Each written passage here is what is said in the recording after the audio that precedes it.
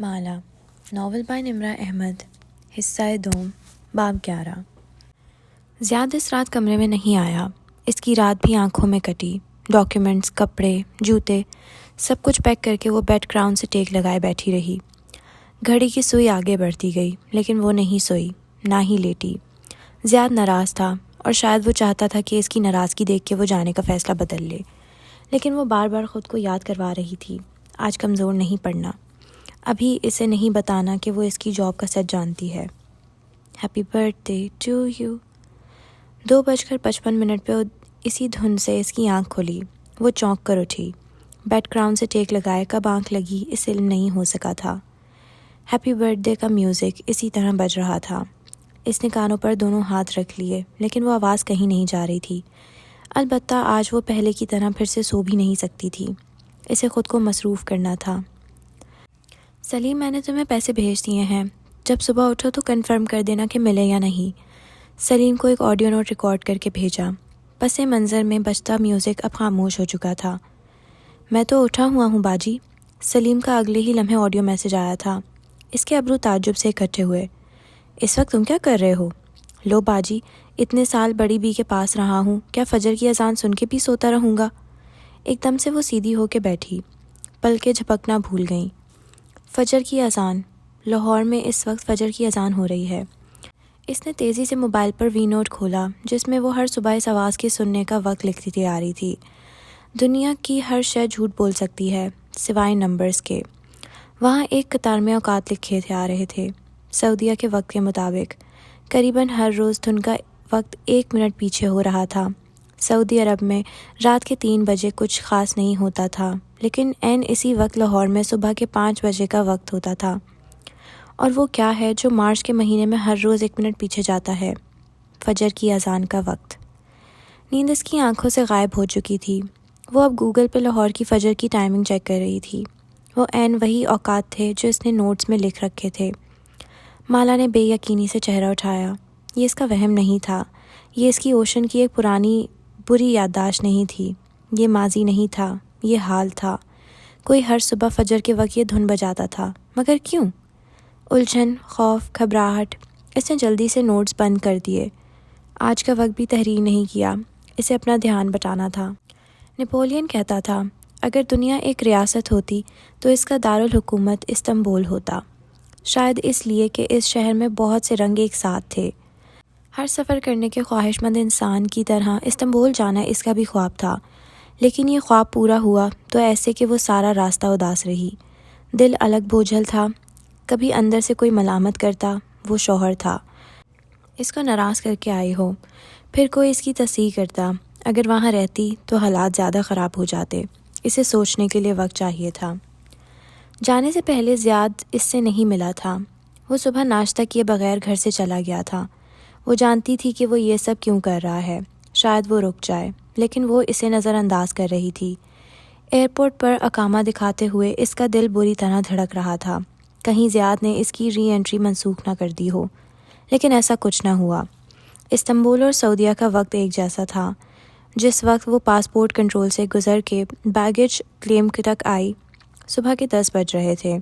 Internet connect کرتے ہی اس کی پہلی نظر واٹس ایپ پہ گئی۔ زیاد کا کوئی میسج نہیں آیا تھا۔ اس کا دل مزید بھاری ہونے لگا۔ میں استنبول میں ہوں، کیا ہم آج شام مل سکتے ہیں؟ اس نے پہلا میسج مالک فرید کو بھیجا تھا۔ اگلے ہی منٹ ان کی کال آنے لگی۔ اس نے کوف سے فون کو دیکھا۔ لوگ میسج کے جواب میں کال کیوں کرتے ہیں؟ جی مالک صاحب، آپ کہاں ملنا چاہتی ہیں؟ نہ سلام، نہ دعا، نہ سفر کا احوال، سیدھا سوال۔ کسی ایسی جگہ جہاں میں خود کو محفوظ سمجھوں۔ نشان تاشی میں ایک ریسٹورنٹ ہے جہاں ریسٹورنٹ میں نہیں، میں پبلک پلیس پر نہیں ملنا چاہتی۔ اس نے جلدی سے بات کاٹی۔ دوسری طرف چند لمحے کے لیے خاموشی چھائی رہی۔ مجھے آپ سے ایک خاص بات کرنی ہے، کیا میں آپ کے آفس آ سکتی ہوں؟ استنبول میں میرا کوئی آفس نہیں ہے، میں فرید ہولڈنگ کی میٹنگز کیف کے آفس میں رکھتا ہوں، ہم 4 بجے وہاں مل سکتے ہیں۔ کیف؟ اور یہ وہ لمحہ تھا جب اسے یاد آیا کہ اس شہر میں کون رہتا تھا۔ کیف ماہر کی کمپنی ہے، وہ اسی بلڈنگ میں ہوتا ہے۔ اگر آپ کو اس سے کوئی مسئلہ ہے تو مجھے اس سے کوئی فرق نہیں پڑتا، آپ مجھے لوکیشن پن بھیج دیں، میں آ جاؤں گی۔ اس کا لہجہ سا پارٹ تھا۔ اس کی زندگی میں ماہر فرید سے بڑے مسائل تھے۔ آر یو شور؟ مالک فرید نے محتاط انداز میں پوچھا تھا۔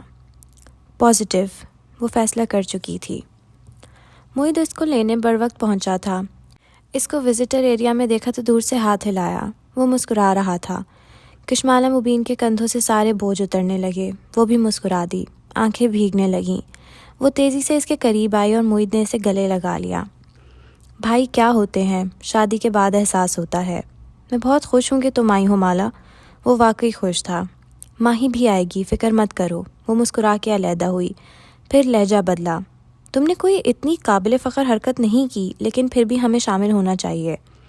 مالا یار، اس نے ماتھے کو چھوا۔ اس کے دادا بیمار ہیں اور ہاں واٹ ایور، اس نے ہاتھ جھلا کے کہا۔ وہ ٹرالی دھکیلتا سر جھٹک کے رہ گیا۔ تیاریاں ہو گئی؟ وہ دونوں ساتھ ساتھ ایئرپورٹ سے باہر آئے تھے۔ ٹھنڈی ہوا کے تھپیڑے نے اس کا استقبال کیا تھا۔ جدہ کی گرمی سے استنبول کی ٹھنڈی بہار، تبدیلی خوشگوار تھی۔ بس کیک ٹیسٹنگ کے لیے شام میں بیکری جانا ہے۔ مجھے شام میں 4 بجے کسی سے ملنا ہے، اس کے بعد چلیں گے۔ ویسے ایمرجنسی ویڈنگ میں بھی تمہیں کیک یاد رہا ہے؟ ایک گھورتی ہوئی نظر اس پر ڈالی۔ معید نے ٹرالی ایک ہاتھ سے دھکیلتے دوسرے سے بال کھجائے۔ وہ ماہر گفٹ کر رہا ہے اپنے بھائی کی بیکری سے۔ واٹ؟ وہ ایڑیوں پر گھومی۔ تم نے اسے بھی شادی پہ بلایا ہے؟ پوری آنکھیں کھول کے اسے دیکھا۔ ہاں، کیونکہ مجھے یقین نہیں تھا کہ میری بہنیں آئیں گی، کوئی تو ہونا چاہیے نا میری طرف سے۔ وہ بھی چمک کے بولا۔ وہ سینے پر بازو لپیٹے چند لمحے سے گھورتی رہی۔ یار اٹس اوکے مالا، اس نے اپنا نام جھوٹ بتایا تھا، ہر انسان جھوٹ بولتا ہے۔ ہاں، اگر وہ جھوٹ میں خود کو امیر کہتا اور غریب نکلتا تو زیادہ بری بات ہوتی، لیکن وہ امیر ہے تو اس کی دولت کا چکا چوند نے تمہیں اس کے گناہ بھلوا دیے ہیں۔ آفرین، بڑبڑا کے سر جھٹکتی وہ آگے بڑھ گئی۔ اگر تمہیں اس سے مسئلہ ہے تو سب کو یہ کیوں لگتا ہے کہ مجھے اس سے مسئلہ ہے؟ ہم 8ویں کلاس میں نہیں ہیں، تمہاری مرضی جس کو بھی بلاؤ شادی پہ، ماہی کی مرضی وہ جس سے بھی بات کرے، مجھے اس سے فرق نہیں پڑتا۔ میری زندگی میں اور بہت سے مسئلے ہیں۔ معید نے چونک کر اسے دیکھا۔ زیاد کیوں نہیں آیا؟ اس نے فوراً سے چہرے کے تاثرات ٹھیک کیے۔ وہ نکاح والے دن پہنچ جائے گا، آفس میں کچھ کام تھا، اس کا باس بہت کھڑوس ہے۔ وہ مسکرا کے بولی۔ وہ ایک مشرقی لڑکی تھی، اسے ساری دنیا کے سامنے اپنے شوہر کا دفاع کرنا تھا۔ معید نے بہت غور سے اس کے چہرے کو دیکھا۔ تم خوش ہو نا مالا؟ ظاہر ہے، تبھی تو تمہارے سامنے کھڑی ہوں، اور زیاد بھی پہنچ جائے گا، ڈونٹ وری۔ نرمی سے مسکرا کے اس کی کوہنی تھپکی۔ معید نے گہری سانس خارج کی اور مسکرا دیا۔ مالا کہہ رہی تھی کہ وہ خوش تھی تو وہ خوش تھی۔ وہ مطمئن ہو گیا۔ کیف کی ولا نما عمارت پہ سہ پہر اتری تھی۔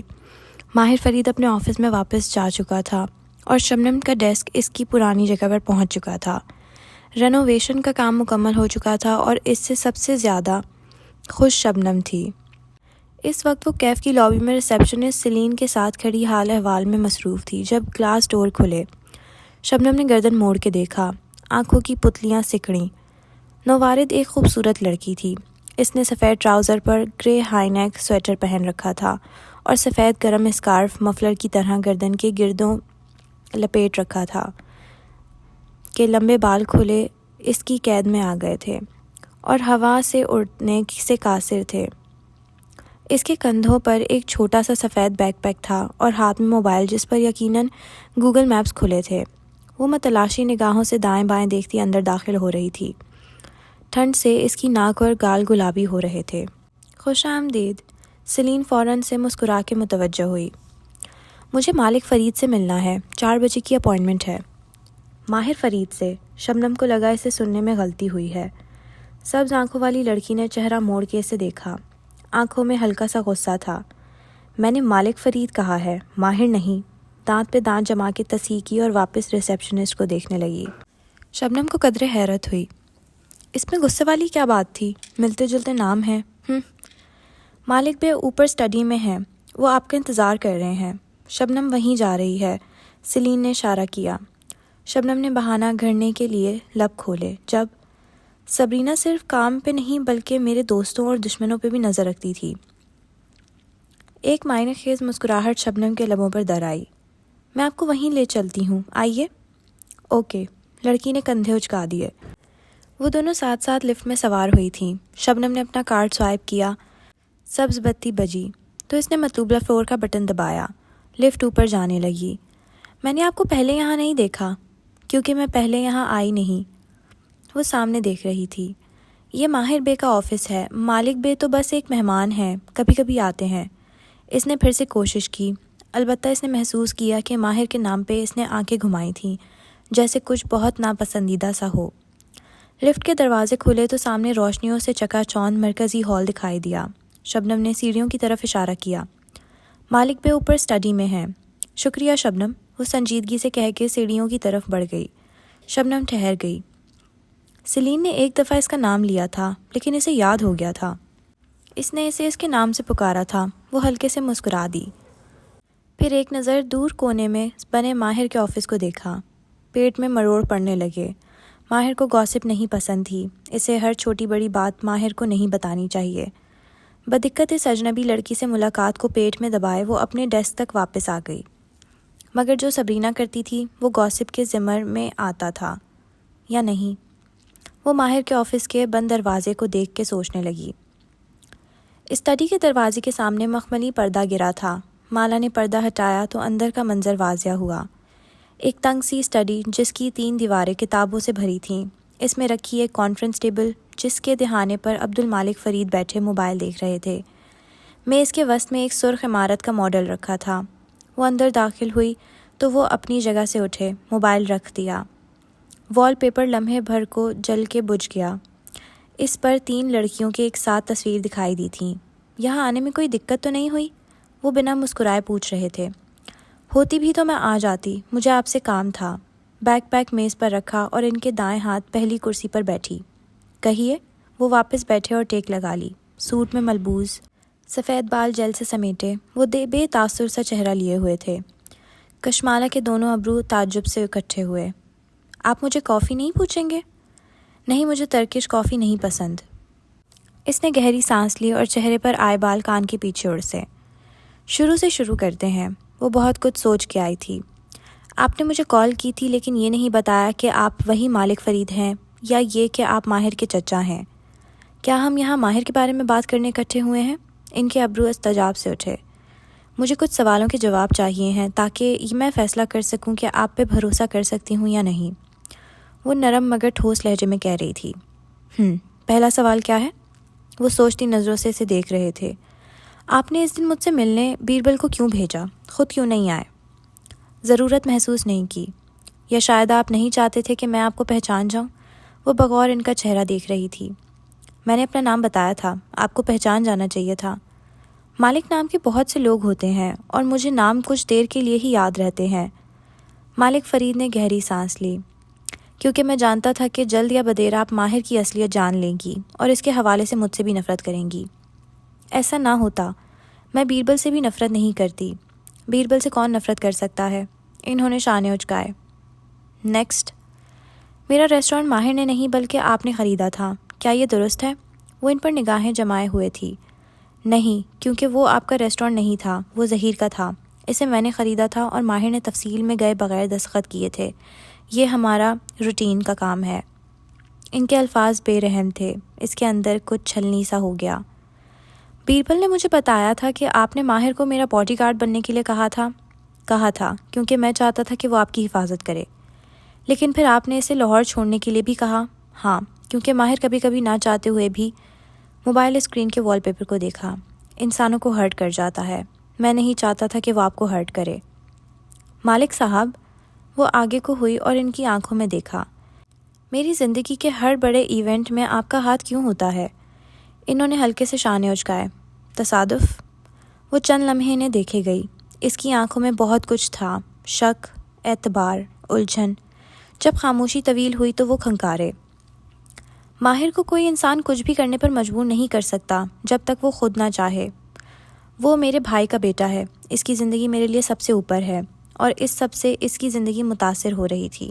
اس لیے میں نے اسے وہاں سے نکلنے کے لیے کہا تھا۔ اس کا ہر عمل اس کی چوائس تھا، جیسے آپ کا یہاں آنا آپ کی چوائس ہے۔ اب آپ بتائیے، آپ یہاں کیوں آئی ہیں؟ کشمالہ مبین نے گہری سانس لی۔ وہ سانس جسے کنٹرول کرنا اسے اسی شخص نے سکھایا تھا۔ اس پہ اعتبار کر کے اس نے کبھی دھوکہ نہیں کھایا تھا۔ مجھے آپ سے ایک کام ہے، لیکن کسی کو اس بارے میں علم نہیں ہونا چاہیے۔ میں سن رہا ہوں، وہ سنجیدگی سے متوجہ تھے۔ شبنم نے دستک دے کر دروازہ کھولا تو ماہر کرسی موڑ کے بیٹھا تھا۔ اس کا رخ پرنٹر کی طرف تھا۔ زوں زوں کی آواز کے ساتھ کچھ کاغذ پرنٹ ہو کے نکل رہے تھے، جن کو وہ ایک کر کے اٹھا رہا تھا۔ آپ نے بیربل کے کارڈز کی اسٹیٹمنٹ مانگی تھی، شبنم کھنکارتی ہوئی سامنے آئی۔ اور وہ تم گزشتہ ہفتے مجھے دے چکی ہو؟ وہ اپنے کاغذات کی طرف متوجہ تھا۔ شرٹ کے آستین موڑ رکھے تھے اور کوٹ پیچھے ہینگر پر لٹکا تھا۔ آپ کو اسٹیٹمنٹ سے کیا اندازہ ہوا؟ وہ بات کو طول دیتی میز کے سامنے آ کھڑی ہوئی۔ پیٹ میں پڑتے مروڑ شدت اختیار کر چکے تھے۔ یہی کہ وہ ڈیزائنرز اسٹور سے مہنگے پروڈکٹس لے کر کسی کو دولت کی لالچی لڑکی کو دے رہا ہے۔ بیربل اپنی مرضی سے تحفے خریدتا ہے، کیا پتہ وہ خود بھی امیر ہو، کیونکہ امیر لوگ بھی انہی ڈیزائنرز کو پہنتے ہیں۔ ماہر نے قدرے اکتا کے اسے دیکھا، وہ اس کا وقت ضائع کر رہی تھی۔ ڈیزائنرز ویئر دو طرح کا ہوتا ہے شبنم خانم، ایک وہ جو مہنگا ہوتا ہے اور اس پر بڑا بڑا کر کے ڈیزائنر لوگو لگا ہوتا ہے، دوسرا جو زیادہ مہنگا ہوتا ہے لیکن اس پر لوگو بہت چھوٹا ہوتا ہے۔ اولڈ منی رکھنے والے امیر لوگ دوسری طرح کا ڈیزائنر ویئر خریدتے ہیں، کیونکہ انہیں وہ چیزیں ان کو کوالٹی کی وجہ سے درکار ہوتی ہیں، لیکن نئے پیسے والے یا امیر دکھنے کے شوقین لوگ پہلی طرح کا مال خریدتے ہیں تاکہ وہ دنیا کو اپنی عمارت دکھا سکیں۔ ہر وہ چیز جو بیربل لے رہا ہے وہ اس لڑکی کی پسند سے لے رہا ہے، اور ان سب پروڈکٹس کو گوگل کرو تو تمہیں اس کا ٹیسٹ سمجھ میں آ جائے گا۔ اب میں کام کر لوں؟ شور۔ شبنم قدرے دھیمی پڑی اور پیٹ میں پڑتے مروڑ دباتی دروازے تک چلی آئی، لیکن پھر اس سے رہا نہیں گیا، بے اختیار واپس پلٹی۔ مالک بھی اوپر اسٹڈی میں کسی سے مل رہے ہیں۔ تیزی سے اس کی میز تک آئی، پھر وہ کاغذات کو اب فائل میں لگا رہا تھا۔ مالک اکثر فرید ہولڈنگ کی میٹنگز وہیں کرتا ہے۔ بزنس میٹنگ نہیں ہے، ذاتی میٹنگ ہے۔ انہوں نے کافی تک نہیں منگوائی تاکہ کوئی اوپر نہ آئے، نہ ہی اس کا نام ریسیپشن پر لکھوایا۔ مالک کا ہر کام فرید ہولڈنگ کے فائدے کے لیے ہوتا ہے، اور اس کمپنی کا CEO کون ہے؟ اس نے رک کے جیسے سوچا، ارے ہاں وہ تو میں ہوں۔ مصنوعی حیرت سے اسے دیکھا، پھر مجھے اس سے کیوں مسئلہ ہوگا؟ ان کی مہمان ایک خوبصورت لڑکی ہے۔ شبنم نے جھک کے رازداری سے سرگوشی کی۔ دل کا بوجھ بالآخر ہلکا ہوا۔ اب کی بار ماہر نے آنکھیں اٹھا کے اسے دیکھا۔ شبنم، اس نے شبنم کے انداز میں آواز دھیمی کی، یعنی تمہیں مالک پسند ہے اور تم جیلس ہو رہی ہو؟ ویسے وہ عمر میں کافی بڑا ہے، بال بالکل سفید ہیں، لیکن پیسہ بہت ہے اس کے پاس۔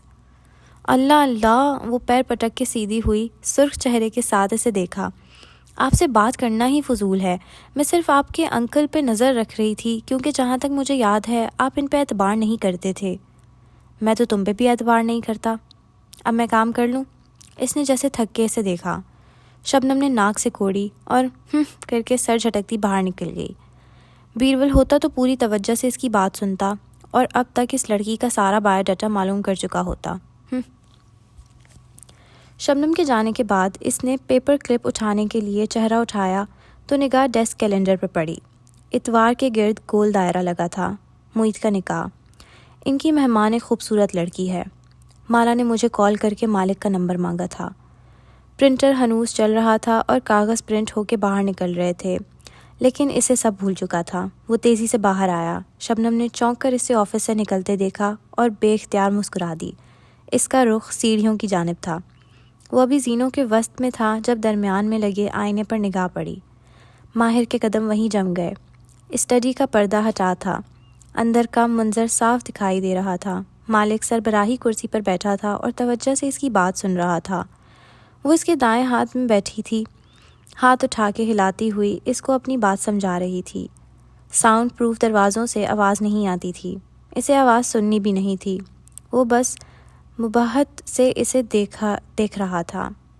گردن میں ہائی نیک پہنے، بنا میک اپ کے شفاف چہرہ، بات کرتے ہوئے وہ بال کان کے پیچھے اڑس رہی تھی۔ انگلی میں موتی والی انگوٹھی چمکی تھی۔ اس کا وجود وہیں زنجیر ہو گیا۔ وقت بھی جیسے تھم گیا۔ کاش وہ مختلف حالات میں ملے ہوتے۔ سبرینا، میں سبرینا کے بارے میں بات کرنا چاہتی ہوں۔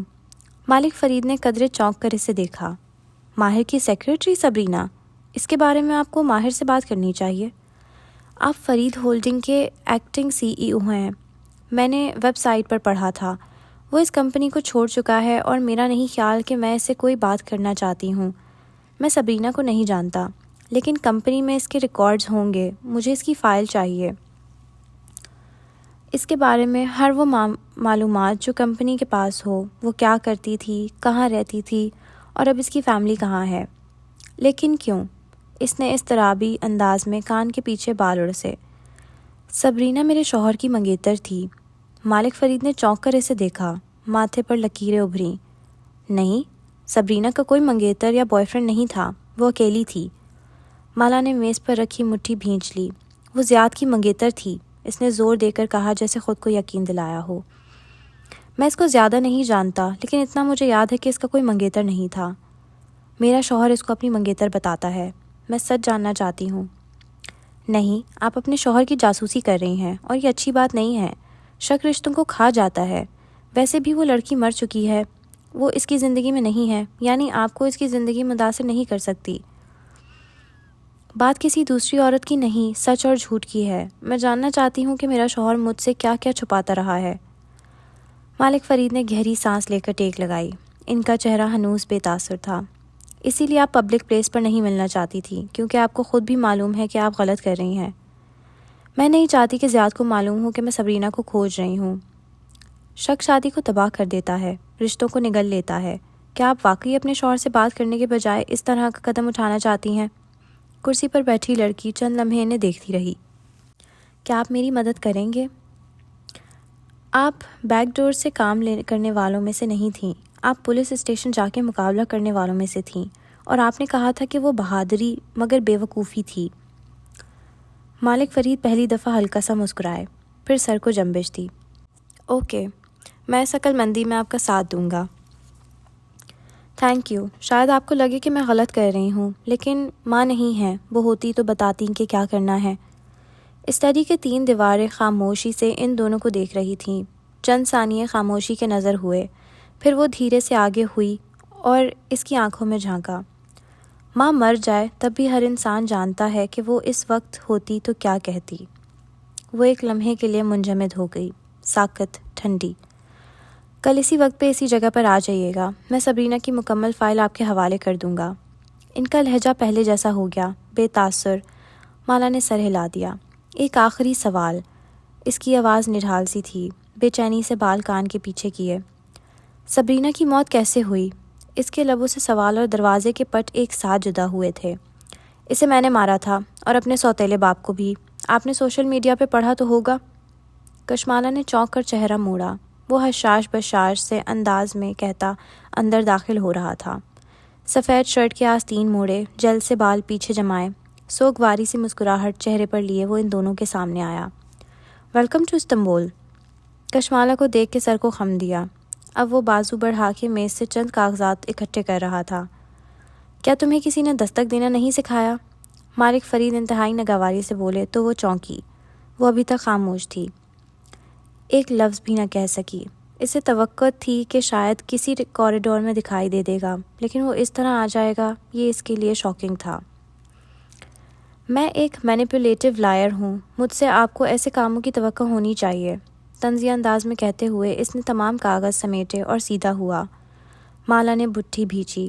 اف بیربل، آپ اپنی سیکرٹ میٹنگ جاری رکھیے، میں بس اپنے آفس سے اپنی ہی کاغذ لینے آیا تھا، اپنے پہ زور دے کر کہا۔ کچھ بہت خفا اور ناراض سا تھا اس کے لہجے میں۔ ایک گھورنے والی نظر مالک پر ڈالی اور دروازے کی طرف بڑھ گیا۔ وہ ابھی تک ششدر بیٹھی تھی، کچھ بول ہی نہ سکی، نہ جانے کتنا سنا ہوگا اس نے۔ اس نے کچھ نہیں سنا، وہ چند سیکنڈ پہلے آیا ہے، میں اسے دیکھ رہا تھا، وہ اس کا چہرہ پڑھ رہے تھے۔ میں چلتی ہوں۔ وہ بیگ اٹھا کے اٹھ کھڑی ہوئی۔ وہ نیچے آیا تو اس کا موڈ خراب لگتا تھا۔ شبنم نے فوراً گردن جھکا لی، یقیناً مالک بے کی مہمان اس کو پسند نہیں آئی تھی۔ اس نے آفس میں آ کے پرنٹر بند کیا، ذہن ایک دم بٹ چکا تھا، وہ مزید کام نہیں کر سکتا تھا۔ بریف کیس اٹھایا، کوٹ بازو پر ڈالا اور دوسرے ہاتھ میں وہی کاغذ لیے لفٹ کی طرف بڑھ گیا۔ وہ اس سے دوبارہ سامنا نہیں چاہتا تھا۔ وہ آج بھی اس پر ویسا ہی اثر رکھتی تھی اور اسے لگا تھا کہ وہ اسے بھولنے میں کامیاب ہو جائے گا، اسے مالک سے زیادہ خود پہ غصہ آ رہا تھا۔ گراؤنڈ فلور پر وہ لفٹ سے نکلا اور دروازے کی طرف بڑھا۔ ریسیپشنسٹ سیلین نے اسے روکا۔ وہ کراہ کے پلٹا۔ چیک آؤٹ ٹائم پنچ کرنا بھی اسی کا اصول تھا۔ اس کے ہاتھ سے پینسل لی اور تیزی سے ٹیبلٹ پر سائن کیے، پھر فنگر پرنٹ لگایا۔ اسی پل لفٹ کے دروازے دوبارہ کھلے۔ وہ کنکھیوں سے اسے باہر آتے دیکھ سکتا تھا۔ کیا وہ ریسیپشن سے دروازے تک کا سفر اسے نظر انداز کر کے عبور کر سکتا تھا؟ وہ موبائل پر گوگل میپس کھولے، چہرہ جھکائے لفٹ سے نکلی تھی۔ لابی میں قدم رکھتے ہوئے سر اٹھایا اور تب وہ اسے نظر آیا۔ وہ غالباً کام مکمل کر کے گھر جا رہا تھا۔ بریف کیس ایک باوردی ڈرائیور کو تھماتے ہوئے وہ اسے کچھ کہہ رہا تھا۔ کوٹ بازو پر ڈالا تھا اور شرٹ کے آستین موڑ رکھے تھے۔ وہ کاغذ بھی ہاتھ میں پکڑے رکھے تھے جو اوپر لینے آیا تھا۔ کیا وہ لفٹ سے دروازے تک کا فاصلہ اسے نظر انداز کر کے عبور کر سکتی تھی؟ وہ ناک کی سیدھ میں دروازے کی طرف بڑھ گئی۔ کیسی ہو؟ ڈور نوب پر اس کا ہاتھ رکا۔ گردن موڑ کے دیکھا۔ وہ ریسیپشنسٹ کے ٹیبلٹ پر کچھ لکھ رہا تھا۔ اس کو نہیں دیکھ رہا تھا۔ لبوں پر اداسی سی مسکراہٹ تھی۔ یہ طے تھا کہ وہ اسے نظر انداز نہیں کر سکتا تھا۔ مالا مکمل اس کی طرف گھومی اور سینے پر بازو لپیٹ لیے۔ لاکٹ ہائی نیک میں چھپا ہوا تھا۔ میں ویسی ہوں جیسی لاہور میں تھی۔ تم البتہ مختلف لگ رہے ہو، شاید اس لیے کہ ڈرائیور کے حلیے میں نہیں ہو۔ اس کی آنکھوں میں سادہ سا طنز تھا۔ ماہر کی مسکراہٹ گہری ہوئی۔ پین ریسیپشنسٹ کو تھمایا، پھر سے مقامی زبان میں کچھ کہا اور بالآخر اس کی طرف مڑا۔ وہ اس سے چند فٹ فاصلے پر یوں کھڑی تھی کہ وہ اس کے عقب میں شیشے کا دروازہ اور اس کے پار آسمان پہ اکٹھے ہوئے سیاہ بادل دیکھ سکتا تھا۔ تم مالک کو کیسے جانتی ہو؟ وہ بغور اسے دیکھتے ہوئے پوچھ رہا تھا۔ میں بتانا ضروری نہیں سمجھتی۔ اس کا انداز ہنوز تھا۔ یعنی کشمالہ بی بی میرے خاندان میں میرے سوا سب پہ بھروسہ کر سکتی ہیں۔ تم پہ بھروسہ کرنے کے لیے میرے بہن بھائی ہیں نا؟ اس کے انداز میں غصہ نہ تھا، بس سرد مہری تھی اور بیزاری۔ وہ ہلکا سا ہنسا اور سر جھکایا، جوتے سے فرش کو مسلا۔ دروازے پر بوندیں گرنے کی آواز آنے لگی تھی۔ موید کی شادی کی مبارک ہو۔ تھینک یو، کشمالہ نے سر کو خم دیا۔ وہ اس بات کا جواب تن سے نہیں دے سکتی تھی۔ واپس کیسے جاؤ گی؟ اس نے بھیگتی ہوئی کھڑکیوں کو دیکھا، جیسے آئی تھی۔ بارش ہو رہی ہے، اس نے ابرو اٹھایا۔ سنا ہے یہاں اکثر ہوتی ہے۔ وہ اس کے ہاتھ میں پکڑے کاغذ دیکھ رہی تھی۔ استنبول میں ٹیکسی نہیں ملتی، بارش میں تو بالکل بھی نہیں۔ استنبول 101۔ اب کہ وہ نرمی سے بولا۔ ریسیپشنسٹ سیلین خاموشی سے باری باری دونوں کو دیکھ رہی تھی۔ وہ ان کی زبان نہیں سمجھتی تھی، لیکن پھر بھی یہ ملاقات دیکھنا کافی دلچسپ تھا۔ تمہیں یقیناً سلطان احمد یا فاتح جانا ہوگا۔ اس وقت کوئی ٹیکسی تمہیں وہاں نہیں لے جائے گی، میرا ڈرائیور تمہیں ڈراپ کر دے گا۔ میں سلطان احمد نہیں جا رہی اور تمہیں زحمت کرنے کی ضرورت نہیں ہے۔ وہ اب بیک پیک کندھوں سے اتار رہی تھی۔ میں زحمت نہیں کر رہا، ڈرائیور کرے گا، وہ فارغ کھڑا ہے۔ وہ موبائل جیب سے نکالتے ہوئے کہہ رہا تھا۔ میں بس لے لوں گی، بس کے لیے استنبول کا کارڈ چاہیے۔ تمہارا مطلب ہے یہ؟ بیگ سے کارڈ نکال کے لہرایا۔ ماہر نے گہری سانس لی، پھر ایک نظر تڑتڑاتے گرتے قطروں کو دیکھا جن کو شیشے کا دروازہ اندر پہنچنے سے روکے ہوئے تھا۔ سیلین، وہ ریسیپشنسٹ کی طرف مڑا۔ ان کو ایک چھتری، وہ کہتے کہتے رک گیا۔ وہ اپنے بیک پیک سے ایک فولڈیبل چھتری نکال رہی تھی جو فولڈ ہو کے ہاتھ جتنی چھوٹی ہو جاتی تھی۔ مالا نے نظریں اٹھائیں تو وہ اسے ہی دیکھ رہا تھا۔ ٹورسٹ 101۔ وہ فاختہ انداز میں مسکرائی اور پلٹ گئی۔ تم نشان تاشی جا رہی ہو؟ کیک ٹیسٹنگ کے لیے؟ وہ موبائل پر کچھ دیر دیکھ رہا تھا۔ کیونکہ تم پہ بھروسہ کرنے کے لیے میرے بہن بھائی ہیں نا؟ بڑبڑاتے ہوئے آگے بڑھی۔ دروازے خود بخود کھل گئے۔ ٹھنڈی ہوا اور بارش کا شور ایک دم اندر آیا۔ تم موید سے کہہ دو وہ کسی اور بیکری سے کیک بنوا لے۔ کشمالہ مبین نے بہت کوشش کی تھی کہ اس شخص کو دیکھ کے اسے غصہ نہ آئے، وہ جذبات نہ دکھائے، لیکن یہ ایک بات اس کے سر پہ لگی، تلووں پہ بجھی۔ وہ تیوراہ کے گھومی۔ کیا میں اتنی پیٹی حرکت کروں گی؟ میرے بہن بھائی جس سے بھی ملے، مجھے مسئلہ نہیں ہے۔ کیف؟ ہر لفظ توڑ توڑ کے کہا۔ وہ موبائل اسکرین کو دیکھ رہا تھا۔ نہیں، میں کہہ رہا ہوں کہ موید سے کہو کسی اور بیکر کا بندوبست کر لے، کیونکہ اس نے چہرہ اٹھایا۔ اس کی آنکھوں میں کچھ تھا جو پہلے نہ تھا۔ کیونکہ بیربل چلا گیا ہے۔ اس کے ماتھے کے بل ڈھیلے ہوئے، آنکھوں میں اچنبھا ابھرا۔ کیا مطلب؟ کہاں چلا گیا ہے؟ وہ چند قدم آگے بڑھی۔ کھلا دروازہ خود بخود بند ہو گیا۔ سرد ہوا کا راستہ رک گیا۔ ماہر نے آنکھیں بند کر کے کن پٹی کو مسلا، پھر افسوس سے نفی میں سر جھٹکا۔ کسی نے اسے دھوکہ دیا ہے۔ اس کی آواز دھیمی اور تکلیف سے پر تھی۔ ماحول ایک دم بدل گیا تھا۔ ان کے درمیان چھایا تناؤ بارش میں بہہ گیا تھا۔ وہ ناسمجھی سے کھڑی اسے دیکھ رہی تھی اور وہ کہہ رہا تھا۔ ایسے میں اس نے وہی کیا جو بیربل جیسے لوگ کرتے ہیں، فیس کرنے کے بجائے سب کچھ چھوڑ کے بھاگ جاتے ہیں۔ کسی نے جیسے اس کے دل پہ پیر رکھ دیا۔ اس نے بہت سا تھوک نگلا۔ مگر اب وہ کیسے ملے گا؟ جیسے ہمیشہ ملتا ہے۔ میں اب ان تمام جگہوں پر جاؤں گا جہاں وہ ہو سکتا ہے۔ امید ہے کہ پوری رات کی تلاش کے بعد وہ مل جائے گا اور پھر میں اسے زبردستی گھر واپس لاؤں گا۔ ایسے مت دیکھو مجھے، چھوٹے بہن بھائی یوں ہی ہاتھ چھڑا لیتے ہیں اور بڑے کو تمام عمران کے ہاتھ واپس پکڑنے پڑتے ہیں۔ کچھ جم سا گیا تھا اس لمحے میں۔ شاید بارش کے قطرے دیوار پر گرتے جم گئے تھے۔ شاید وقت تھم گیا تھا۔ وہ چند لمحے اسے دیکھتی رہی۔ کیا اسے تسلی کا کوئی ایک بول بولنا چاہیے؟ نہیں، اس کی ضرورت نہیں تھی۔ وہ کیا کرتا؟ مالا کو اس کی پرواہ نہیں ہونی چاہیے تھی۔ وہ الگ راستوں کے مسافر تھے۔ وہ باہر آئی اور چھتری اوپر اٹھا کے پلی لیور اونچا کیا۔ چھاتا کھل کے سر پر تن گیا۔ وہ سیاہ گیٹ کی طرف بڑھی۔ کنکھیوں سے وہ اسے کار میں بیٹھ دیکھ سکتی تھی۔ وہ ڈرائیور کو نکال کے خود ڈرائیونگ سیٹ پر بیٹھ رہا تھا۔ مالا کے قدم سیاہ گیٹ سے نکل کے دائیں جانب اٹھ گئے۔ چند لمحے بعد اس کی کار باہر نکلی اور زن سے بائیں جانب بڑھ گئی۔ وہ الگ راستوں کے مسافر تھے۔ بس اسٹاپ بارش سے بھیگ رہا تھا جب وہ شیڈ تلے بینچ پر آ کر بیٹھی۔ اس کی پیلی آٹو بس آنے میں ابھی 9 منٹ تھے۔ اسے معلوم تھا کہ اسے 9 منٹوں میں کیا کرنا ہے۔ تم نے بلو والے سوٹ کیس کا کیا کیا؟ کال ملاتے ہی اس نے سوال پوچھا تھا۔ کون سا سوٹ کیس؟ ماہی شاید سو رہی تھی۔ اس کی سمجھ میں ہی نہ آیا کہ وہ کیا پوچھ رہی ہے۔ جس میں ماں کے کامدار جوڑے تھے، جب ہم نے ان کی وفات کے بعد ان کے کپڑے بانٹے تھے تو تم نے وہ سارے خود رکھ لیے تھے۔ ہاں کیونکہ، اور تم نے ماں کے آدھے سے زیادہ جوتے بھی لے لیے تھے۔ کیوں؟ اس کے سر کے اوپر تنے شیڈ کے لوہے پر تڑاتڑ بوندیں گر رہی تھیں۔ کیونکہ وہ ماں کی نشانی تھے۔ ماں کی نشانی معید ہے ماہی، ان کے جوتے یا کپڑے نہیں۔ نشانیاں چیزیں نہیں، انسان ہوتے ہیں۔ اگر ماں زندہ ہوتی تو تم کیا معید کی خوشی میں اس کا ساتھ دینے سے انکار کر سکتی؟ وہ بولی تو آواز برہمی سے اونچی تھی۔ تم ابھی اپنی فلائٹ بک کرواؤ گی اور تم شادی والے دن یہاں پہنچو گی، چاہے تمہیں جیسے بھی آنا پڑے۔ اوکے، ماہی کی آواز دھیمی تھی۔ اس نے موبائل نیچے کیا تو دیکھا سڑک پر گرتی بوندوں کی رفتار اب مدھم پڑ چکی تھی۔ ہر انسان جانتا ہے کہ اس کی ماں اس وقت ہوتی تو کیا کہتی۔ اس کی بس آ چکی تھی، لیکن مالا اس میں سوار نہیں ہوئی۔ ہر چند منٹ بعد اس کے روٹ پر جانے والی بس آنی تھی۔ وہ بس خاموشی سے بیٹھی بارش میں بھیگتی پیلی بس کو دیکھنے لگی جس میں مسافر سوار ہو رہے تھے۔ وہ لاہور میں تھی، مبین منزل کے لاؤنج میں تخت پر آلتی پالتی کیے بیٹھی تھی۔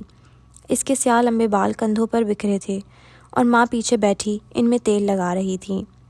وہ ہاتھ میں پکڑے موبائل پر کچھ دیر دیکھ رہی تھی۔ اوشن کی CCTV فوٹیج۔ اس کا ذہن الجھا ہوا سا تھا۔ پس منظر وہ 2 انسانوں کی گفتگو سن سکتی تھی۔ تم بھی کمال کرتی ہو بختو۔ ماں کی انگلیاں اس کے سر پر چل رہی تھیں اور زبان بخت پی پر برہم ہو رہی تھی۔ بانو کو اتنا تو سکھانا تھا کہ جب شادی کے پہلے دن سے ہی گالم گلوچ اور مار پیٹ کا سلسلہ شروع ہو گیا تھا تو کیا ضرورت تھی اسے بچوں کی لائن لگانے کی؟ جو آدمی اس کی عزت نہیں کر سکتا، اس کے بچے پیدا کرنے سے پہلے اسے سوچنا چاہیے تھا۔ بچے ایک بہت بڑی ذمہ داری ہوتے ہیں۔ پیلی بس آگے بڑھ چکی تھی۔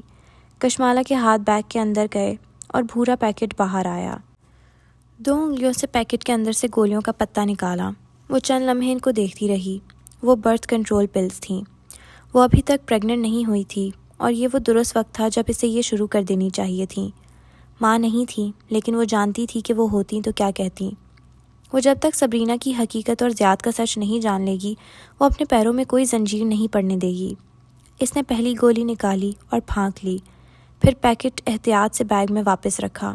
اس کے چہرے پر اطمینان تھا۔ اس کی مطلوبہ بس پہنچ چکی تھی۔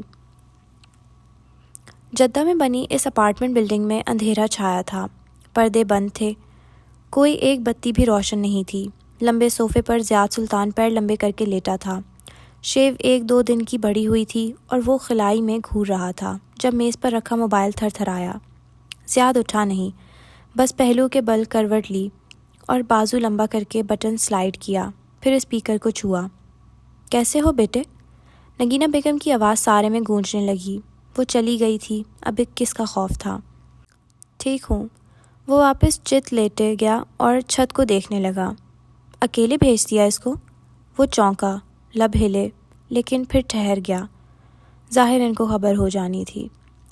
کیا کرتا ہے، اس کے بھائی کی شادی تھی، اس کو دکھ نہیں دے سکتا تھا۔ ڈر گئے تھے کہ وہ آپ کو چھوڑ دے گی؟ وہ مسکرائی تھی جیسے۔ جی ڈر گیا تھا۔ میں نے آپ کو بہت دفعہ سمجھایا تھا بیٹا کہ آپ کو اگر اس کے ساتھ ایک لمبی اور کامیاب زندگی گزارنی ہے تو اس کو بہت طریقے سے ہینڈل کرنا ہوگا، اور آپ نے اس کو ناراض کر کے بھیج دیا۔ میں کر لوں گا ہینڈل، وہ چند دن میں واپس آ جائے گی۔ اس کی آواز میں کڑواہٹ تھی۔ اس لیے وہ ماہر فرید سے ملی ہے؟ زیاد سلطان کرنٹ کھا کے سیدھا ہو بیٹھا، پیر نیچے اتارے، فون جھپٹ کے اٹھایا۔ نہیں، وہ اس سے کیوں ملے گی؟ وہ موہت کی شادی کے لیے گئی ہے۔ کیوں کا جواب نہیں معلوم۔ کیا بات ہوئی یہ مجھے نہیں معلوم۔ ان کمبختوں کو ہر بات کی سمجھ نہیں آتی نا۔ آپ جھوٹ بول رہی ہیں۔ موبائل جکڑے اس کے ہاتھ کپ کپائے۔ میں کشمالہ کو جانتا ہوں، وہ ایسی نہیں ہے۔ لیکن وہ اس سے ملی ہے کیونکہ آپ نے اپنی ماں کو ناراض کر دیا تھا بیٹا، اور آپ کی ماں آپ کے لیے کوئی وظیفہ کوئی دم نہیں کرتی۔ زیاد نے بے اختیار مٹھی بھینچ لی، شدت سب سے چہرے کی نسیں ابھرنے لگیں۔ وہ میرے ساتھ ایسے نہیں۔ اس کا سانس پھول گیا۔ اگر اس کو ہاتھ میں رکھنا ہے تو آپ کو میرا ایک کام کرنا ہوگا، وہ رک رک کے کہہ رہی تھیں۔ انہیں سانس چڑھ رہا تھا۔ آپ دیکھ نہیں رہی کہ میں کیا چاہتا ہوں امی؟ وہ دبا دبا سا چیخا۔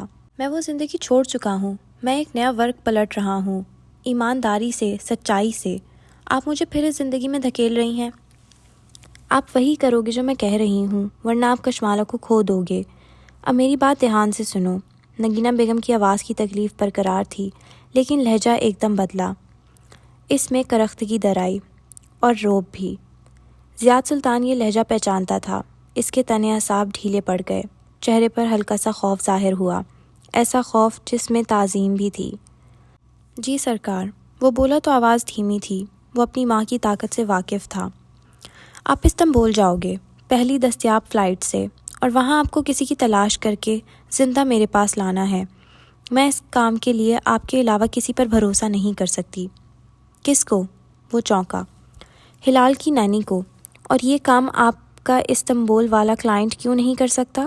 وہ مزاحمت نہیں کر رہا تھا، بس چونک گیا تھا۔ اسے پولیس نے گرفتار کر لیا۔ اور کیا اس نے ماہر فرید کے نام پر پراپرٹی کو سرچ کیا تھا؟ زیاد سلطان کا چہرہ اب سپاٹ ہو چکا تھا۔ چند لمحے پہلے والا شخص اب غائب ہوا تھا۔ وہ تیزی سے اٹھا اور اپنے ہوم آفس میں آیا۔ ہاں، اس نے تمام ایڈریسز ولایت کو بھیجے تھے، لیکن وہ ان گھروں کو چیک کرنے سے پہلے گرفتار ہو چکا تھا۔ فون بند کر کے وہ میز تک آیا اور دراز کھولا۔ وہ اس کے فنگر پرنٹ سے کھلتا تھا۔ اندر ایک نارنجی ڈبی رکھی تھی جس میں سفید گولیاں تھیں۔ اس نے چند گولیاں پھانکیں اور ڈبی جیب میں رکھ لی، پھر دراز میں ادھر ادھر ہاتھ مارا۔ اس کے پاسپورٹس وہاں نہیں تھے۔ زیاد سلطان نے اچنبے سے چہرہ اٹھایا۔ اس نے جدہ آنے کے بعد اپنے پاسپورٹ یہیں رکھے تھے، پھر وہ کہاں گئے؟ ایک خدشہ سا سر اٹھانے لگا۔ وہ تیزی سے اپنے بیڈ روم کی طرف آیا۔ کمرہ نفاست سے بنا تھا۔ وہ جانے سے پہلے سب جوڑ کے گئی تھی۔ دھڑکتے دل سے اس نے الماری میں بنا لاکر کھولا جس میں وہ عام چیزیں رکھتا تھا، پیسے، کاغذات، یہاں باقی چیزیں مالا کی ہوتی تھیں۔ اس کے پاسپورٹس وہاں رکھے تھے، بالکل سامنے۔ زیاد سلطان کے چہرے کا رنگ نچڑنے لگا۔ اس نے کپکپاتے ہاتھوں سے انہیں اٹھایا، پھر اطراف میں دیکھا۔ وہاں کوئی نہیں تھا، لیکن وہ وہیں تھے۔ یہ انہوں نے ہی کیا تھا سرکار۔ اس کے لب کپکپائے۔ اس نے کیسے سوچ لیا تھا کہ وہ اپنی زندگی کو ان سے علیحدہ کر سکتا ہے؟ مودہ کے ساحل پر دیویکل پتھروں کی قطاریں سجی تھیں۔ یہ ایسا ساحل نہ تھا جس پر پانی اور ریت ایک دوسرے میں مل جاتے تھے، بلکہ پتھروں سے آگے سیدھا کئی فٹ گہرا پانی شروع ہو جاتا تھا۔ یہ مرمرا کا سمندر تھا۔ ساحل سے پیچھے دیکھو تو ایک بڑا سا سرسبز پارک تھا۔ پارک اور ساحل کے پتھروں کے درمیان ایک سڑک تھی جو جاگنگ کرنے والوں کا ٹریک تھی۔ البتہ اندھیرا ہونے کے بعد یہاں بہت کم لوگ دکھائی دے رہے تھے۔ گھاس پر بنے بینچ پر بھی خالی تھے۔ دور مودہ کی عمارتوں کی اسکائی لائن دکھائی دے رہی تھی۔ ایسے میں ایک بڑے پتھر پر بیربل بیٹھا تھا، ایک گھٹنا آسمان کی طرف کھڑا کیے، ایک ٹانگ سیدھی کیے۔ وہ سمندر کو دیکھ رہا تھا۔ وہ ہاتھ میں پکڑی بریڈ کے ٹکڑے توڑ توڑ کر دور اچھال رہا تھا۔ چند بگلے اڑتے ہوئے اس کی طرف آ رہے تھے۔ دفتن قدموں کی آواز آئی تو وہ غیر آرام دہ ہوا۔ ماتھے پر تیوریاں چڑھائے پلٹ کے دیکھا۔ آنے والے کا چہرہ دیکھ کے گنگ رہ گیا۔ تم یہاں کیسے؟ شوق کے بعد چہرے پر ناراضی تار آئی۔ غصے سے بریڈ پانی کی طرف اچھال دی۔ تم موبائل بیکری میں چھوڑ کے چلے گئے تھے۔ تمہاری کار کو ٹریس کرنا پڑا۔ ٹیکسی لیتے تو میں اتنی جلدی تمہیں نہ ڈھونڈ سکتا۔ ماہر ہاتھ میں جوتے اٹھائے پتھروں پر احتیاط سے ننگے پیر چلتا اس کے قریب آ رہا تھا۔ سفید شرٹ کے آستین پیچھے مڑے اور ٹائی ڈھیلی تھی۔ مجھے اکیلا چھوڑ دو۔ بیربل اکتاہٹ سے سیاہ پانی کے پار روشن عمارتوں کی اسکائی لائن دیکھ رہا تھا۔ وہ رات کے اندھیرے میں دمک رہی تھی۔ چھوڑ دوں گا، تھوڑی دیر تمہارے ساتھ بیٹھنے آیا ہوں۔ وہ اس کے قریب آ کے بیٹھ گیا۔ چند لمحے خاموشی سے کٹے، صرف بہتی لہروں کا شور سنائی دیتا رہا۔ اس نے تمہیں چھوڑ دیا یا تم نے اسے؟ تھوڑی دیر بعد اس نے آغاز کیا۔ بیربل نے کرراہ کے آنکھیں میچیں، لیکن جواب دینے کے سوا کوئی چارہ نہ تھا۔ اس نے چھوڑا، اسے کوئی بہتر مل گیا تھا۔ ہر دفعہ کی طرح ماہر نے جیسے سمجھ کے سر ہلایا۔ بیربل نے چہرہ موڑ کے زخمی نظروں سے اسے دیکھا۔ وہ دوسری لڑکیوں کی طرح نہیں تھی۔ تمہاری کریڈٹ کارڈ کی ہسٹری کچھ اور کہہ رہی ہے۔ وہ سب شاپنگ میں نے اس کو خود کروائی تھی یار۔ اس نے کچھ نہیں مانگا تھا۔ وہ جیسے چڑ گیا۔ اور کیا اس نے وہ چیزیں واپس کی؟ وہ ایک لمحے کے لیے لاجواب رہ گیا، پھر ایک کنکر اٹھایا اور زور سے پانی کی طرف اچھالا۔ سب لڑکیاں ایک جیسی ہوتی ہیں، جھوٹی اور دھوکے باز۔ کنکر نے سیاہ پانی میں غوطہ کھایا اور ایک دائرہ بنا گیا۔ سب لڑکیاں جو تمہیں ملتی ہیں وہ ایک جیسی ہوتی ہیں۔ بہت سکون سے تصحیح کی۔ یعنی میری قسمت خراب ہے؟ مجھے کبھی محبت نہیں ملے گی؟ ماہر دھیرے سے ہنسا، پھر نفی میں سر ہلایا۔ میرا جواب تمہیں پسند نہیں آئے گا۔ ہلکے سے کندھے اچکائے، وہ بھی پانی کو دیکھ رہا تھا۔ مجھے تم بھی پسند نہیں ہو، اس لیے کھل کے کہو۔ اوکے، تم اس سے پہلی دفعہ کہاں ملے تھے؟ بیربل کچھ کہنے لگا، لیکن اس سے پہلے وہ بول اٹھا۔ مجھے گیس کرنے دو۔ کسی ایلیٹ پارٹی میں، کسی فینسی ریسٹورانٹ میں، ڈاؤن ٹاؤن کی کسی مہنگی کافی شاپ میں۔ کافی شاپ میں۔ اس کی آواز دھیمی ہوئی۔ ہم دونوں ایک ساتھ قطار میں لگے تھے۔ میں نے بات کا آغاز کیا اور یوں ہماری دوستی ہو گئی۔ اس نے ساری قطار میں تم سے کیوں بات کی؟ کیونکہ تمہارے برعکس اسے میری شخصیت میں کچھ اچھا لگا ہوگا، دانت کچکچا کے بولا۔ کافی شاپ کی قطار میں کھڑے ہو کے ایک سولراکی کافی خریدنے والے کی شخصیت نہیں عمارت ٹٹولی جا سکتی ہے۔ تم نے ہر وہ شے پہن رکھی ہوگی جس کا برانڈ دیکھنے والے کو معلوم ہو سکتا ہے۔ فون، جوتے، کپڑے، واچ۔ اس سے کیا ہوتا ہے؟ اگر تم ایک فینسی جگہ پر خود کو برانڈز میں لپیٹ کے جاؤ گے تو ایسے ہی لوگ تمہارے قریب آئیں گے جو ان چیزوں سے متاثر ہوتے ہیں۔ کبھی کسی تنگ تاریک بازار میں سادہ کپڑوں میں جاؤ، کسی لائبریری میں بیٹھ کے کتاب پڑھو، پبلک بس میں بیٹھو، تب تم ان لوگوں کو اپنی طرف کھینچو گے جو خالص ہوتے ہیں، جنہیں امیر دکھائی دینے کا شوق نہیں ہوتا۔ یعنی ہر چیز میں میرا قصور ہے۔ اس نے پھر سے ایک کنکر پانی میں اچھالا۔ وہ کہیں پتھروں میں ہی الجھ کے گر پڑا۔ چند لمحے خاموشی سے گزر گئے۔ ٹھیک ہے وہ لالچی تھی، لیکن میں اس کا لالچ کیوں نہیں پرکھ سکا؟ کیونکہ تم اور مالا ایک جیسے ہو۔ اس کی نگاہیں پانی پہ جمی تھیں۔ مالا؟ وہ چونکا۔ اس کا کیا ذکر؟ آج میں اس سے ملا تھا۔ او رومیو، میں یہ داستان ابھی نہیں سننا چاہتا۔ وہ شدید اکتا گیا۔ وہ خوش نہیں تھی، وہ اداس تھی اور پریشان بھی۔ مجھے معلوم تھا وہ اسے ہرٹ کرے گا۔ وہ سیاہ پانی پر چمکتے عمارتوں کے عکس کو دیکھتے ہوئے کہہ رہا تھا۔ ناٹ انٹرسٹڈ، بیربل نے اعلان لا تعلقی کیا۔ مجھے کسی نے کہا تھا کہ اس نے مجھے اس لیے نہیں چنا کیونکہ میں کبھی اس کے لیے ایک آپشن نہیں تھا۔ درست، تم بزدل تھے۔ اور یہ بھی کہ اس نے زیاد کو اس لیے چنا کیونکہ وہ اس کے لیے ایک بہترین آپشن تھا۔ غلط۔ اس نے زیاد کو اس لیے چنا کیونکہ وہ اس کے پاس پہلا دستیاب آپشن تھا۔ تم اور مالا ایک جیسے ہو۔ کیسے؟ بیربل چونک کر اسے دیکھنے لگا۔ ایک ہوٹل کے باہر دو پولیس اہلکار کھڑے تھے۔ ایک اس آدمی کو ہتھ کھڑی لگا رہا تھا اور دوسرا اس سے حقوق پڑھ کے سنا رہا تھا۔ چنگیز خاموشی سے کھڑا یہ کارروائی دیکھ رہا تھا۔ جب انسان شدید بھوکا ہو اور گھر میں کھانے کو کچھ نہ ہو تو وہ پہلی دستیاب شے کھا لیتا ہے، چاہے وہ جنک فوڈ ہو یا غیر صحت مندانہ غذا۔ وہ ہوٹل کے کمرے میں تنہا بیٹھی تھی، بیڈ خالی تھا اور وہ اداسی سے واٹس ایپ چیٹ دیکھ رہی تھی۔ زیاد نے اسے ابھی تک کوئی میسج نہیں کیا تھا، لیکن اگر تمہارے گھر میں پہلے سے خالص اور اچھی خوراک رکھی ہو تو تم اسے جنک فوڈ کو قبول نہیں کرو گے، تم صرف بہترین خوراک کو قبول کرو گے بطور ایک بونس کے، کیونکہ تمہیں بھوکا مرنے کا خوف نہیں ہوگا۔ زیاد سلطان تیزی سے کپڑے ایک چھوٹے سے ہینڈ کیری میں ڈال رہا تھا، ساتھ ہی ایئر فونز کانوں میں لگائے وہ مسلسل کسی سے بات کر رہا تھا۔ جیسے بھوکا انسان ہر قسم کا کھانا قبول کر لیتا ہے، اسی طرح ہم ہر وہ محبت قبول کر لیتے ہیں جس کا ہم خود کو اہل سمجھتے ہیں۔ مالا صوفے پر بیٹھی آئی پیڈ پر بے توجہی سے انگلی پھیر رہی تھی۔ دفعتاً وہ بیربل کی فیڈ پہ ٹھہری، نہ جانے وہ ملا ہوگا یا نہیں، اسے فکر ہوئی۔ پھر اس کی پروفائل کو کلک کیا، اس کی ویڈیوز کھلتی چلی گئیں۔ جس کے اندر اکیلے رہ جانے کا خوف ہوتا ہے، محبت نہ حاصل کرنے کی پریشانی ہوتی ہے، وہ ہر دستیاب محبت قبول کر لیتا ہے، اس کے تمام ریڈ فلیگز نظر انداز کر کے، کیونکہ اس کو ڈر ہوتا ہے کہ اس کے بعد اسے محبت نہیں ملے گی، وہ بھوکا رہ جائے گا۔ اس کی انگلی اس پرانی ویڈیو پر ٹھہر گئی۔ ہلال کچن کاؤنٹر ٹاپ پر بیٹھی تھی، اس کے ہاتھ میوزک باکس کی کنجی گھما رہے تھے۔ آواز اونچی تھی۔ یکدم سارے میں ایک دھن بجنے لگی، وہی مانوس دھن۔ کشمالہ مبین ایک جھٹکے سے سیدھی ہو کے بیٹھی، اس کی آنکھیں بے یقینی سے پھیل گئیں۔ لیکن جو خود میں سیر ہوتا ہے، اسے اپنی ذات سے محبت ہوتی ہے، پھر اسے یہ خوف نہیں ہوتا کہ اس کو اس کے معیار کے مطابق کوئی نہیں ملے گا یا وہ تنہا رہ جائے گا۔ اس کے اعصاب مضبوط ہوتے ہیں، وہ پہلے ریڈ فلیگ پر ہی راستہ بدل لیتا ہے۔ زیاد ایئرپورٹ امیگریشن کاؤنٹر پہ کھڑا تھا، آفیسر اس کے پاسپورٹ پر اسٹیمپ لگا رہا تھا۔ پھر اس نے سر کو خم دیتے ہوئے پاسپورٹ واپس کیا۔ زیاد اسے جیب میں ڈالتا آگے بڑھ گیا۔ اس کا چہرہ بالکل سپاٹ تھا، کیونکہ وہ جانتا ہے کہ یہ جنک فوڈ، یہ جنک انسان مجھے ہرٹ کرے گا اور میں خود کو اذیت سے نہیں گزاروں گا۔ میں اسی لیے اس کو چھوڑ کے لاہور سے چلا آیا تھا، کیونکہ مجھے معلوم تھا کہ میں بہت سے ٹراماز سے گزرا ہوں، میں کسی کے ساتھ رشتہ قائم نہیں کر سکتا، اس لیے بہتر ہے کہ راستہ بدل لوں۔ مجھے یہ انسیکیورٹی نہیں تھی کہ مجھے کبھی کوئی نہیں ملے گا۔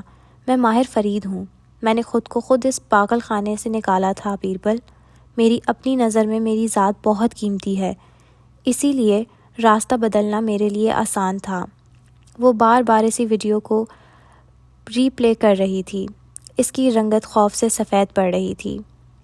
تم اور کشمالہ ایک جیسے ہو، تم دونوں کو باپ کی محبت نہیں ملی، اس کا باپ کم عمری میں مر گیا اور تمہارے باپ نے تمہارے لیے جو پیمانہ سیٹ کیا تھا تم اس پہ پورے نہیں اتر سکے، اس لیے تم دونوں کو جہاں سے جتنی محبت ملے گی تم اس کو قبول کر لو گے، کیونکہ تم لوگ خود کو اتنی سی محبت کا ہی اہل سمجھتے ہو۔ تمہیں قطار میں کھڑی لڑکی سے توجہ ملے گی تو تم اسے لے لو گے۔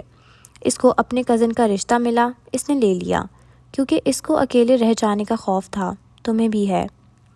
یہ ایک تاریک سا ہوٹل روم تھا جس میں زیاد بیٹھا تھا، اس کے سامنے چند کاغذ بکھرے تھے، وہ ٹیبلٹ پر کچھ دیکھتا پینسل سے کانٹے لگا رہا تھا۔ پھر بالآخر ایک نقطے کے گرد اس نے دائرہ کھینچا، لبوں پر مسکراہٹ در آئی۔ ماہر فرید کے بھائی بیربل فرید کے نام پر ایک کاٹیج ہے جو استنبول کی ایک مصنوعی جھیل کے ساتھ واقع ہے، وہ یہیں ملے گی۔ اور محبت ایسے لوگوں کو نہیں ملا کرتی جن کو اکیلے رہ جانے کا خوف ہوتا ہے، ایسے لوگوں کو صرف ٹاکسک پارٹنر ملتے ہیں، کیونکہ ان کی یہ بےتابی ان کے پاس ایسے ہی لوگ کھینچ کے لاتی ہے جو انہی کی طرح بےتاب ہوتے ہیں، انسیکیور، کسی مقصد کو چھپائے ہوئے، پھر چاہے وہ سحر عشق کریں یا دولت کے لالچی ہوں۔ وہ اب بیربل کی پرانی تصویریں دیکھ رہی تھی، ایک ایک تصویر، ایک ایک ویڈیو، ہلال کا میوزک باکس کہیں نہیں تھا۔ پھر اعلیٰ معیار کا شخص کیسے ملتا ہے؟ اس کے لیے ہر دستک پہ دروازہ نہیں کھولا جاتا، بلکہ اپنا معیار بلند کیا جاتا ہے۔ جو محبت کے پیچھے بھاگتے ہیں، محبت ان سے دور بھاگتی ہے، یہ صرف ان کی نصیب میں آتی ہے۔ جو ٹھہر جاتے ہیں، خود پر محنت کرتے ہیں، اپنی ذات کو قابل محبت بناتے ہیں، جس کے دل میں اتنا سا بھی انگلی اور انگوٹھے کو قریب لا کر دکھایا۔ ڈر ہوتا ہے کہ وہ تنہا رہ جائے گا تو وہ تنہا ہی رہ جاتا ہے۔ بیربل نے ناپسندیدگی سے اسے دیکھا۔ اسے ماہر کی کوئی بات پسند نہیں آئی تھی۔ اب اٹھو اور گھر چلو، تم نے موئید کی شادی کا کیک بنانا ہے۔ اس سے کہو کسی دوسری بیکری سے بنوا لے۔ اگر تم کام پہ واپس نہ گئے تو میں کیف میں سب کو بتا دوں گا کہ تمہارا دل کیسے ٹوٹا ہے، اور اگلی دفعہ جب تم میرے آفس میں داخل ہوگے تو ہر طرف سے کافی کی قطار والی لڑکی کی آوازیں تم پر کسی جائیں گی، اور تمام۔ وہ کپڑے جھاڑتا تیزی سے اٹھ کھڑا ہوا۔ دوسروں کے لیے ماہر بے کو سب پتہ ہے محبت کے بارے میں، لیکن خود پھر بھی اکیلا ہے۔ بڑبڑاتے ہوئے وہ اس کے پیچھے پتھروں سے اتر رہا تھا۔ اسی پل اس کا فون بجنے لگا۔ ماہر نے قدرے اکتاہٹ سے جیب سے موبائل نکالا، پھر نام دیکھ کے ٹھہر گیا۔ ساری دنیا ایک لمحے کے لیے رک گئی۔ مالا؟ اس نے بے یقینی سے فون کان سے لگایا۔ بیربل بھی ٹھہر گیا۔ میں بیربل کو کال کر رہی تھی لیکن اس کا نمبر آف ہے، وہ بے چینی سے بولی۔ اس کا جیسے سانس پھولا ہوا تھا۔ وہ کچھ کہنے لگا، لیکن تم نے کہا تھا کہ اگر میں ہلال کی مدد کر سکوں تو انکار نہ کروں، وہ تیز سانسوں کے درمیان کہہ رہی تھی۔ لیکن میں نے ہلال کے میموریل ڈنر کے بارے میں پڑھا ہے، کیا تم واقعی سمجھتے ہو کہ وہ مر چکی ہے؟ اس نے ماتھے کو چھوا۔ سمجھ میں نہ آیا کہ کیا کہے۔ اس کا میوزک باکس کہاں ہے؟ مودہ کے ساحل پر کھڑا ماہر فرید وہیں ٹھہر گیا۔ لہروں کا شور لمحے بھر کو تھم گیا۔ وہ اس کے پاس تھا، اس کے ساتھ ہی کھو گیا تھا۔ یعنی وہ اب بھی اس کے پاس ہے؟ چند لمحوں کی خاموشی چھا گئی۔ کیف؟ وہ بولی تو اس کی آواز سرگوشی جیسی تھی۔ وہ لاہور میں ہے، یا اس کے بالکل قریب کسی شہر میں۔ وہ کسی مسجد کے پاس رہتی ہے، اتنا پاس کہ ہر صبح فجر کی اذان پہ وہ جاگ جاتی ہے اور اپنا میوزک باکس بجاتی ہے۔ وہ کسی کو بلا رہی ہے۔ اس کی آواز میں کچھ نہ تھا۔ گئے زمانوں کے گلے شکوے، طنز سب غائب تھا۔ وہ پریشان تھی، وہ فکر مند تھی۔ تم کیسے جانتی ہو یہ سب؟ وہ متعجب تھا۔ پتہ نہیں۔ اس نے کال کاٹ دی۔ ماہر نے تیزی سے فون نیچے کیا اور کال بیک کا بٹن دبایا، اور تب ہی اس کی نظر نئے میسج پہ پڑی۔ او نو چنگیز، یہ تم نے کیا کیا؟ وہ تیزی سے پارکنگ لاٹ کی طرف بھاگا۔ بیربل نے افسوس سے اسے دیکھ کے سر جھٹکا۔ اسے تنہا واپس جانا تھا۔ تمہیں اس کو جمعرات کو گرفتار کرنا تھا۔ آج بدھ ہے۔ وہ ایک نیم اندھیر کمرہ تھا جس کی ایک دیوار آدھی شیشے کی بنی تھی۔ اس کے پار ایک دوسرے روشن کمرے کا منظر نظر آ رہا تھا۔ وہاں ایک میز رکھی تھی اور 2 کرسیاں۔ سامنے ایک آدمی بیٹھا تھا جس کے ہاتھوں میں ہتھکڑی لگی تھی۔ اس کی فرنچ کٹ تھی اور وہ دائیں بائیں دیکھ رہا تھا۔ اس کے سر پر ایک بلب جھول رہا تھا جس کی روشنی سارے کمرے کو روشن کیے ہوئے تھی۔ وہ دونوں نیم اندھیر کمرے میں کھڑے اسے کھڑکی سے دیکھ رہے تھے، لیکن وہ انہیں نہیں دیکھ سکتا تھا۔ اس نے دوبارہ سے اپنی گرل فرینڈ کی کریڈینشیل استعمال کر کے تمہارے بارے میں معلومات نکلوائی ہے، اس لیے مجھے اسے فوری گرفتار کرنا تھا۔ تم ایک دن مزید انتظار نہیں کر سکتے تھے؟ وہ برہم ہوا۔ تاکہ تم انقرا سے واپس آ جاؤ؟ چنگیز نے غور سے اسے دیکھا۔ لیکن تم تو انقرا گئے ہی نہیں، پھر تم نے جمعرات کا ذکر کیوں کیا؟ اس نے جواب نہیں دیا۔ ماتھے پر بل لیے ناخوشی سے سامنے دیکھنے لگا۔ فرنچ کٹ والے آدمی کے لیے شیشے کی کھڑکی آئینہ تھی۔ وہ اس میں اپنا عکس دیکھتا بال درست کر رہا تھا۔ میں نے اس کی کار کا وارنٹ نکلوا کے اسے فورینسک میں بھیج دیا ہے۔ تمہارے ایکسیڈنٹ کے دن وہ اپنے گھر میں سو رہا تھا، کسی نے اسے نہیں دیکھا۔ یہ ایک کمزور ایلیبائی ہے۔ وہ تمہارا حملہ آور ہو سکتا ہے، لیکن وہ اعتراف جرم نہیں کر رہا۔ اگر تم اس سے بات کرنا چاہو تو کر سکتے ہو۔ ماہر نے استضاحیہ سر جھٹکا، منہ میں کچھ بڑبڑایا۔ میں اسے 42 گھنٹے سے زیادہ اپنی تحویل میں نہیں رکھ سکتا، یا مجھے اس کو چارج کرنا پڑے گا یا چھوڑنا پڑے گا۔ اگر تم اس کو کل گرفتار کرتے تو میں اس کو سوموار تک تحویل میں رکھ سکتا تھا، کیونکہ اس جمعے کو عدالتوں کی چھٹی ہے۔ اس نے تیزی سے بات مکمل کی۔ یہ 3 دن کا طویل ترین ویکنڈ تھا، ہے نا؟ اس کی آواز غصے بھرے طنز سے بلند ہوئی۔ ماہر نے جواب نہیں دیا۔ ابرو بھچے شیشے کے پار بیٹھے شخص کو گھورے گیا۔ اس کی گردن میں پہنا سیاہ تعویذ واضح تھا۔ تم انقرا نہیں جا رہے تھے، تم صرف 3 دن تک اس آدمی کو حراست میں رکھوانا چاہتے تھے۔ میں تمہارا دوست تھا ماہر، لیکن تم نے مجھے بھی استعمال کیا۔ تمہیں اس کو گرفتار کر کے کچھ بھی حاصل نہیں ہوگا۔ ماہر فرید کا چہرہ بالکل سپاٹ تھا۔ وہ کیا سوچ رہا تھا چنگیز نہیں پڑھ سکتا تھا، لیکن میں نے وہی کیا جو اسٹینڈرڈ پروسیجر ہے، قانون ہے۔ میں اپنی جاب کر رہا ہوں ماہر بے۔ تمہارے پاس اس کے خلاف کچھ نہیں ہے، اس لیے تمہیں اس کو صبح سے پہلے چھوڑنا پڑے گا۔ وہ ابھی تک کھڑکی کو دیکھ رہا تھا۔ اگر تم اس سے صبح تک اعتراف کروا لو تو میں اس کو چارج کر کے جیل بھیج دوں گا۔ اعتراف کی کیا ضرورت ہے؟ میری گواہی ہے نا۔ اس نے سکون سے چہرہ چنگیز کی طرف موڑا۔ میں اس کو پہچان گیا ہوں، یہ وہی آدمی ہے جس نے SUV سے مجھے ٹکر ماری تھی۔ چنگیز نے اسے ایسے دیکھا جیسے اس کا دماغ چل گیا ہو۔ لیکن تم نے اپنے بیان میں کہا تھا کہ تم نے حملہ آور کو نہیں دیکھا۔ اس وقت میں ٹوٹی ٹانگ کے ساتھ ہسپتال میں تھا، نشہ آور ادویات کے زیر اثر تھا، یادداشت کام نہیں کر رہی تھی۔ لیکن اب اس نے کنپٹی کو 2 انگلیوں سے چھوا۔ سب واپس آ گیا ہے۔ وہ مسکرا کے اس کی طرف گھوما اور انگلی سے شیشے کی طرف اشارہ کیا۔ وہ یہی آدمی تھا۔ شکریہ میرے دوست۔ اس کا کندھا تھپکا۔ چنگیز نے تیزی سے کندھا پیچھے کیا اور غصے سے اسے دیکھا۔ تم جھوٹ بول رہے ہو۔ تمہیں اپنا حملہ آور یاد نہیں تھا۔ میرا بیان لکھو، اسٹینڈرڈ پروسیجر کمسار بے۔ اس نے ٹائی کی ڈھیلی نوٹ کو اوپر کسا۔ ماہر، یہ کوئی گیم نہیں ہے۔ تمہیں عدالت میں پیش ہو کے گواہی دینی ہوگی۔ اگر تم نے جھوٹی گواہی دی تو تم جیل چلے جاؤ گے۔ وہ اب جیسے پریشان ہوا۔ میرا بیان لکھواؤ کمسار بے، وہ زور دے کر بولا۔ تم قانون کو مذاق سمجھتے ہو؟ نہیں، میں قانون کو بہت سیریسلی لیتا ہوں، اسی لیے میں ہر 3 ماہ بعد پولیس ڈنر پہ شرکت کرتا ہوں، اور ان ڈنرز میں دی گئی تمہاری ساری ڈونیشن کے باوجود اگر تمہاری گواہی جھوٹی ہوئی تو میں تمہیں جیل بھیج دوں گا۔ اس نے انگلی اٹھا کے تنبیہ کی۔ ماہر دھیرے سے مسکرایا، اس کا کندھا تھپکا اور آگے بڑھ کے دروازہ کھولا۔ پھر چنگیز کو پہلے آپ کا اشارہ کیا۔ وہ اس سے گھورتا ہوا باہر آیا۔ کتنی دیر لگے گی بیان ریکارڈ کروانے میں؟ وہ گھڑی دیکھتا اس کے پیچھے باہر آیا تھا۔ اس کا انداز بالکل پرسکون تھا۔ مصنوعی جھیل اس رات کو ویران پڑی تھی۔ دور دور تک جنگل نما علاقہ بنا تھا، اونچے درخت اور فاصلے فاصلے پر بنے کاٹیج۔ ایسے ہی ایک کاٹیج کی ایک کھڑکی روشن تھی۔ زیاد سلطان درختوں کی اوٹ میں کھڑا اس کاٹیج کو دیکھ رہا تھا۔ وہ پچھلے 1 گھنٹے سے یہاں کھڑا تھا، کوئی آمد و رفت نہیں ہوئی تھی۔ بالآخر وہ آگے بڑھا، کچن کے اگبی دروازے کی طرف آیا۔ اس نے سر پر پی کیپ اور چہرے پر سرجیکل ماسک پہن رکھا تھا۔ اس نے نوب گھمایا تو دروازہ چڑچڑاہٹ کے ساتھ چوکھٹ سے علیحدہ ہوا۔ وہ احتیاط سے اندر داخل ہوا۔ گھر خالی تھا، وہاں کوئی نہ تھا۔ بیڈ روم کی الماری میں کسی عورت کے مٹیالے اور سرمئی رنگ کے کپڑے کھڑے تھے۔ لیونگ روم میں آتش دان کے ساتھ ونگ چیئر رکھی تھی جس پر ایک کتاب الٹی رکھی تھی جیسے کوئی اس کو پڑھ رہا ہو اور یوں ہی چھوڑ گیا ہو۔ کچن کاؤنٹر پر سبزیاں رکھی تھیں جو تازہ تھیں۔ اس نے ایک ایک کمرے کا دروازہ کھولا، الماریاں چیک کیں۔ گھر صاف ستھرا تھا، اس کی صفائی روز کی جاتی تھی۔ وہ عورت یقیناً اس گھر میں رہ رہی تھی، لیکن فی الحال وہاں موجود نہیں تھی۔ اس نے بتیاں بجھا دیں اور کچن کاؤنٹر کرسی پر بیٹھ گیا۔ ایک بریٹا پستول انگلیوں میں گھماتا، اب وہ خاموشی سے گھڑی کی ٹک ٹک سن رہا تھا۔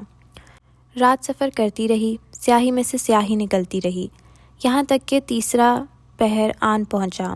دفعتاً دروازے کے باہر قدموں کی چاپ سنائی دی۔ زیاد تیزی سے سیدھا ہوا، برٹا ہاتھ میں لیے وہ دروازے کی اوٹ میں ہو گیا۔ دروازہ کھلا اور 9 وارد کے قدم اندر داخل ہوئے۔ کئی برس پہلے، ایک دفعہ کا ذکر ہے، کاٹیج کے باہر برف کے گالے گر رہے تھے اور اس کے ساتھ ونگ چیئر پر بیٹھی ہلال اپنی مڑی ہوئی پلکوں والی آنکھوں سے اسے دیکھ رہی تھی۔ میری نانی کون ہے؟ اس کا سوال غیر متوقع تھا۔ ماہر نے کتاب کا صفحہ موڑا اور گہری سانس لی۔ وہ جھیل کے کنارے ایک چھوٹے سے گھر میں مقیم ہے، اس شہر میں جہاں میں رہتا ہوں۔ وہ تمہارے سب کاموں کی ذمہ دار ہوگی۔ مگر وہ کہاں ہے؟ وہ تمہارا خیال رکھے گی، تمہیں نیل پینٹ لگائے گی۔ اس کے ناخنوں کی طرف اشارہ کیا جن پر سرخ نیل پالش لگی تھی، اور جب تم بور ہو رہی ہوگی تو تمہیں کہانی سنائے گی۔ آخر میں وہ مسکرایا اور کتاب کی طرف اشارہ کیا۔ ہلال ایک دم ہنس پڑی، گال کا گڑھا واضح ہوا۔ پھر کیا ہوا؟ اس نے واپس اس کے کندھے پر سر رکھ لیا اور ماہر نے کتاب کھول لی۔ کاؤنٹر پہ کھڑے بیربل نے ناسمجھی سے ان دونوں کو دیکھا۔ ایک منٹ، ہلال کی نانی کون ہے؟ ہلال کی آنکھیں شرارت سے چمکیں۔ جس نے مجھے یہ نیل پینٹ لگایا ہے، فخر سے ہاتھ اونچا کر کے دکھایا۔ جب وہ اسی طرح الجھن سے اسے دیکھتا رہا تو اس نے تھک کے گہری سانس لی۔